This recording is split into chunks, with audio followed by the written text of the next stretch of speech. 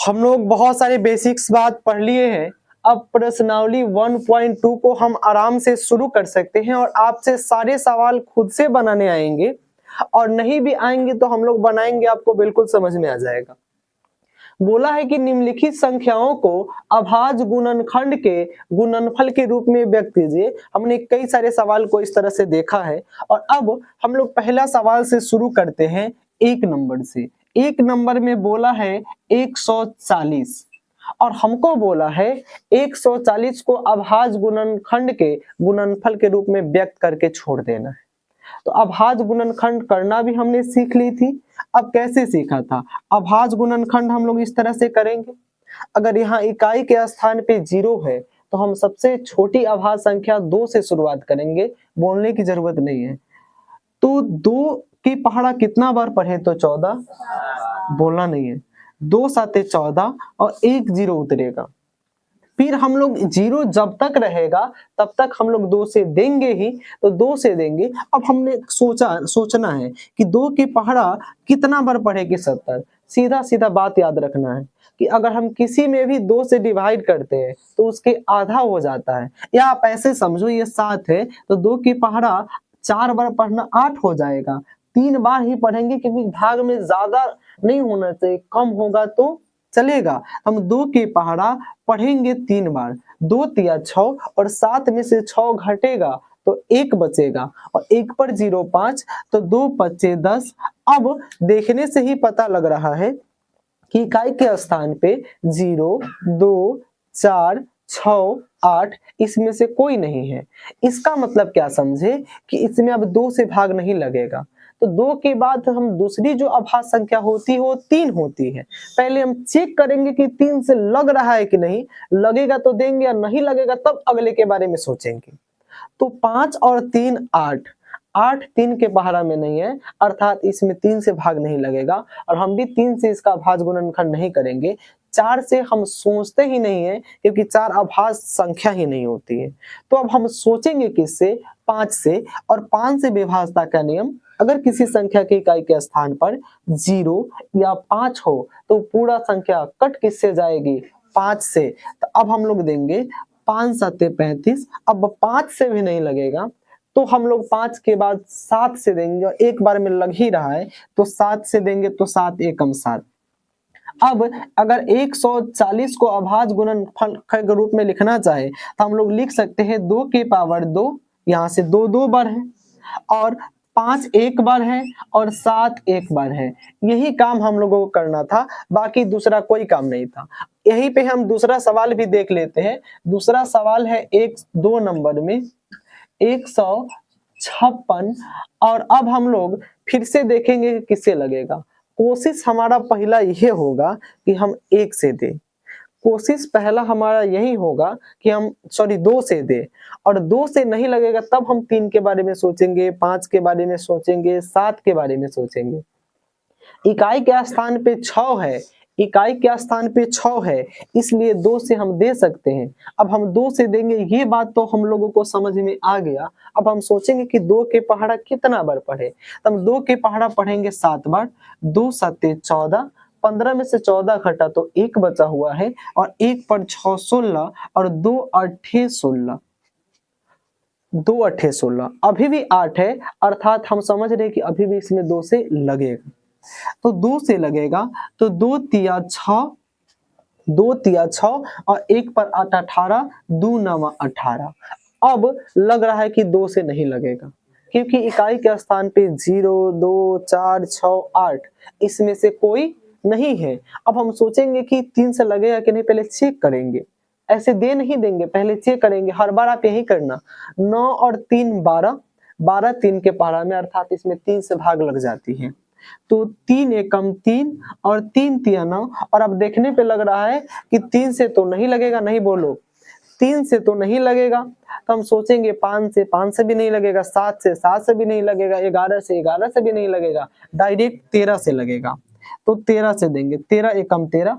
अगर 156 को अभाज्य गुणनखंड के गुणनफल के रूप में व्यक्त करना चाहे तो 2 2 बार है, तो 2 के पावर 2 गुना 3 गुना 13, इस तरह से इसको व्यक्त करेंगे। इसको आप लिख लीजिए, फिर हम अब जो क्वेश्चन नंबर 3 है, इसमें भी अभाज्य गुणनखंड के गुणनफल के रूप में ही व्यक्त करना है।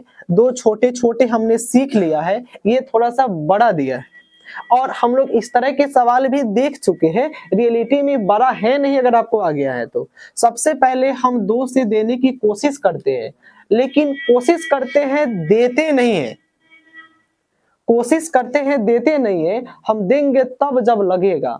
अब देखेंगे इकाई के स्थान पे 0, 2, 4, 6, 8 इनमें से कोई एक होगा तब देंगे, या नहीं तो नहीं देंगे। नहीं बोलिए। तो यहाँ पे नहीं है, हम 2 से समझ गए कि अब इनमें भाई 2 से नहीं लगेगा। अब हम कोशिश 3 से करने जा रहे हैं, लेकिन देखेंगे अंकों का योगफल 3 से विभाज्य होना चाहिए। 3 से विभाज्यता की यही नियम है। तो 5 और 2 7 और 7 और 8 15 और 15 और 3 18। 18 3 के पहाड़ा में है, इसका मतलब पूरे में भाग लग जाएगा 3 से। ये विभाज्यता का नियम बहुत इंपॉर्टेंट चीज होती है, बहुत काम आता है। नहीं तो इतनी बड़ी संख्या के बारे में तो आप सोचते रह जाओगे कि 3 के पहाड़ा में आ रहा है कि नहीं आ रहा। पहाड़ा तो कुछ होता ही नहीं, वो झूठ मूठ के बचपन में आपको सिखा दिया गया है, हमको भी नहीं आता है।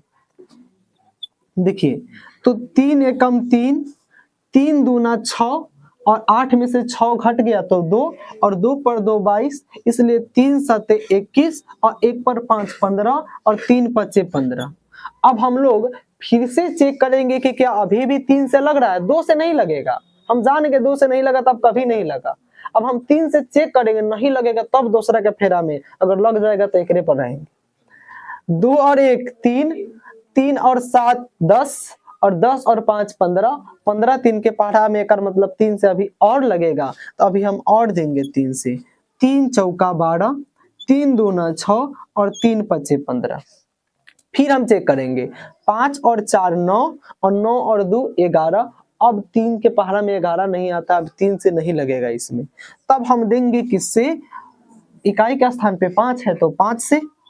तो 5 अट्ठे 40 और 2 पर 5 25 और 50 25। अब 5 है इसलिए 5 से फिर लगेगा, तो 5 एकम 5 और 5 सत्ते 35। अब डायरेक्ट 17 से ही लगेगा। अब इसको हम लिख सकते हैं 17 एकम 17। और अगर हमको कहे कि 38 25 को अगर अभाज्य गुणनखंड के गुणनफल के रूप में लिखिए तो 3 के पावर 2, क्योंकि 2 बढ़ाया है, गुना 5 के पावर 2 और गुना 1 बार 17। इस तरह से इसको बनाया जा सकता है, इस तरह से इसको बनाया जा सकता है। हम नेक्स्ट सवाल भी यहीं पे देख लेते हैं।